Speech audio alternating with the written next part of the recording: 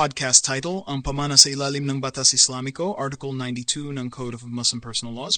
Assalamualaikum warahmatullahi wabarakatuh. At sa episode na ito, pag-uusapan natin ang Article 92 ng Code of Muslim Personal Laws of the Philippines, ang tungkol sa pamana o mirath sa ilalim ng Batas Islamiko.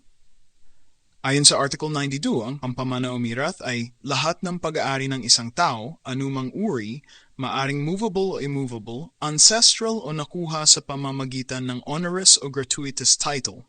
Pati na rin ang lahat ng karapatan at obligasyong maaaring ipasa sa oras ng kanyang kamatayan at ang mga darating bago ang hatian ng mana. Ngayon, himayin natin ito sa mas simpleng paraan. Kasama sa pamana number 1, lahat ng ari-arian, anumang uri. Kasama rito ang lahat ng pag-aari ng yumao, mga lupa, bahay, sasakyan, alahas, at kahit mga gamit sa bahay. Halimbawa, si Ahmad ay may bahay, tricycle, at alagang baka. Lahat ito ay bahagi ng kanyang mirath o pamana.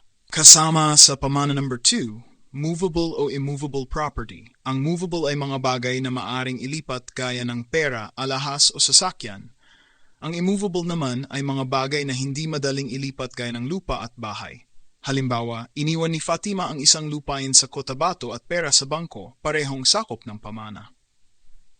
Kasama sa pamana number 3, ancestral o acquired property.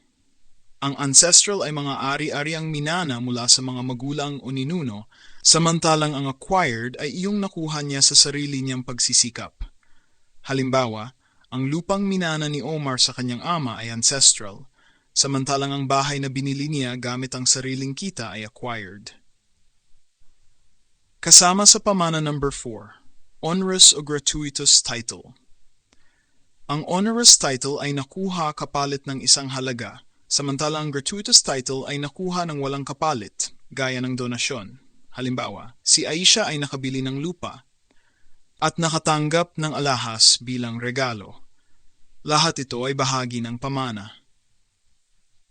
Kasama sa pamana number 5, lahat ng transmissible rights at obligations sa oras ng kamatayan. Kasama rin dito ang mga karapatan at obligasyong na ipapasa.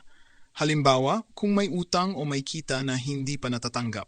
Halimbawa, si Karim ay may utang sa isang kaibigan at may kinita mula sa ani na hindi pa nababayaran. Parehong kasama sa pamanang dapat ayusin bago ang hatian. Kasama sa pamana. Number 6. Mga karapatang nadadagdag bago ang hatian. Ito ay mga karapatan o benepisyong dumating pagkatapos ng pagkamatay, ngunit bago ang hatian ng mana. Halimbawa, namatay si Mariam bago maibigay ang kanyang retirement pay. Ang retirement pay ay kabilang sa pamana bago ito ipamahagi sa mga tagapagmana. Kaya makikita natin na ang mirath ay hindi lang basta lupa o pera. Ito ay kabuuan ng lahat ng may papasa, kabilang ang mga karapatan at obligasyon.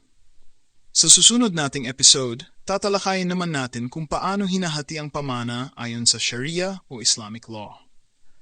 Maraming salamat sa pakikinig at naway maging gabay ito sa ating pag-unawa sa pamana sa ilalim ng Batas Islamiko. Assalamualaikum.